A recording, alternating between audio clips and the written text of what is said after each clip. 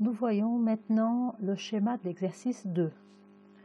Voici l'entête de colonne avec les 4 titres, aussi avec une bordure inférieure. Et puis pour organiser ces colonnes, je ne fais rien par rapport à la première colonne parce que le titre est collé contre la marge aussi. Par rapport aux 2 autres entêtes, j'ai décidé de mettre un taquet de tabulation centré, alignement centré. Le deuxième taquet de tabulation est aussi centré. Et puis le troisième est aussi centré. Et puis la bordure inférieure, elle viendra mettre en relief le titre et puis construire une petite ligne qui sépare le titre du contenu qui est en bas. Donc ça, c'est par rapport au titre. Par rapport au texte en bas, je vois que toute cette partie de texte est uniforme, c'est-à-dire que même s'il y a un espace de séparation entre les 4 premières lignes et la ligne du total, je peux sélectionner tout ça pour mettre la même tabulation sur toutes les lignes. Alors, comme pour la partie supérieure, c'est-à-dire le titre de l'entête de colonne, la marge, cette partie du texte, des données, ils sont collés à la marge aussi, donc il n'y a rien à faire. Ici, il y a une tabulation à faire, et puis quand je vois que tous les chiffres sont pareils, et puis que le 18 est centré sur la colonne, j'en déduis que je dois utiliser une tabulation d'alignement centré. Ensuite, le CHF, c'est une colonne que je pourrais utiliser n'importe quel taquet. J'ai décidé d'utiliser le taquet de alignement de gauche. Voilà, tout est aligné sur la gauche. J'aurais pu choisir aussi aligné sur la droite ou bien centré. Le résultat aurait été le même.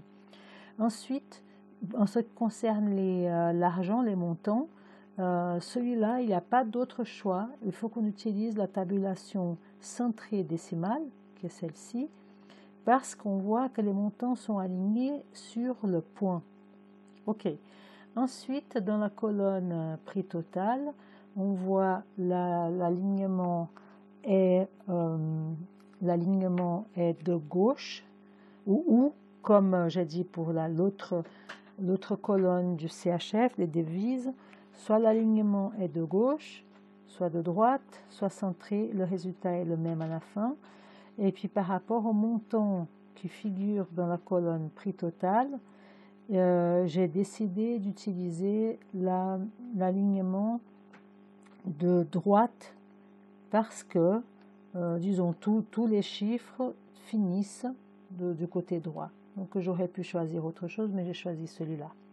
On va voir maintenant comment on va réaliser ce travail.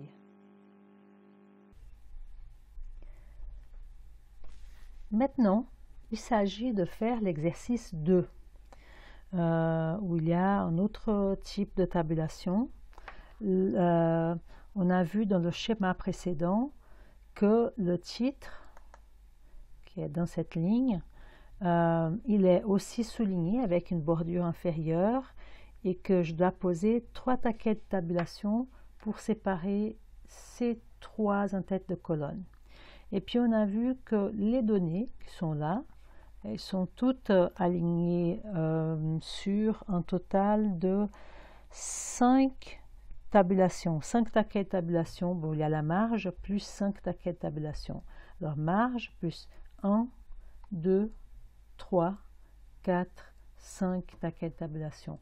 Comme dans l'exercice précédent, j'ai mis déjà les tabulations. Les tabulations sont déjà posées. C'est une manière de faire. On peut déjà taper le texte avec les tabulations et puis on pose les tabulations après. Ou une autre manière, c'est de d'abord poser les tabulations dans la règle et puis ensuite on tape le texte. Alors, on va commencer par le titre. Donc c'est cette ligne-là qui doit être sélectionnée. Je peux sélectionner la ligne ou je peux tout simplement insérer mon point d'insertion dans cette ligne de manière à ce que tout le paragraphe soit sélectionné. Et puis, il y a la première tabulation. J'ai décidé de faire une tabulation en centré pour la colonne qui s'appelle paquet en stock. Alors, le centré est déjà défini dans mon petit carré de tabulation. Et puis, je mets par exemple là, paquet en stock. Le deuxième en tête de colonne, prix unitaire, je vais le poser peut-être ici, prix unitaire, par exemple, à 10,5.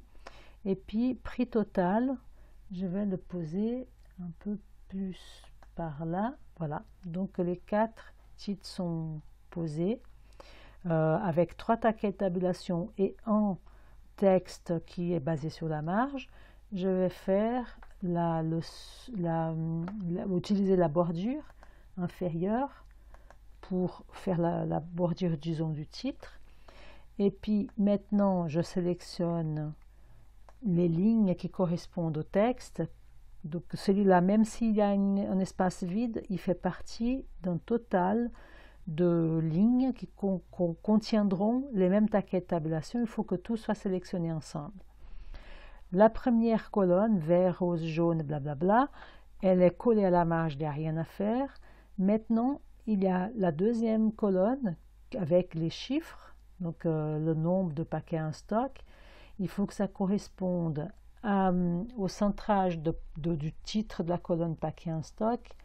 Alors ici, c'est aussi un taquet centré que je dois poser. Donc je viens ici, paquet en stock. Je donne un clic, voilà, c'est centré sur paquet en stock. Ensuite, pour les prix unitaires, il y a les francs suisses, la monnaie, qui doit être visible là. Et puis, il y a aussi l'argent, donc les montants. Donc, les francs suisses vont être par ici, et puis les montants par là. Donc, pour les francs suisses, j'ai dit que je mettais une tabulation de gauche. Alors, je vais mettre peut-être par là. On peut toujours changer après, hein. Et puis, les prix unitaires sont j'avais dit que j'allais utiliser la tabulation décimale. Donc, je vais chercher la décimale ici dans le petit carré. Ah, elle est là, tabulation décimale. Une fois qu'elle est affichée, je peux cliquer. Ça doit être par là. Bon, j'ai cliqué, on verra, on peut toujours changer. Et puis ensuite, pour le prix total, il y a aussi une colonne de CHF, de la devise, que j'ai dit j'allais utiliser la tabulation de gauche. Donc je dois, la tabulation de gauche est là, le taquet est là. Donc je peux le mettre par exemple par là, vers le cas. Oups, c'était trop loin. Donc je reviens un peu en arrière. Voilà, ok. Donc je l'ai mis vers le 13.25. Le CHF est bon. Et puis pour les montants, donc ça c'était la devise. Et puis pour les montants, j'avais dit que j'allais utiliser la tabulation de droite. Là, je vais chercher la tabulation de droite, elle est là. Si je mets la tabulation un petit peu à la fin, voilà, j'ai mis et puis je la mets comme ça. Oh, comme ça c'est bon. Donc je peux déjà ajuster en faisant un cliquer-glisser sur la règle. Là c'est bon. Pour le prix unitaire, je pense que là je peux mettre ici prix unitaire. Et puis ici c'est je vais mettre un peu plus ici. Voilà.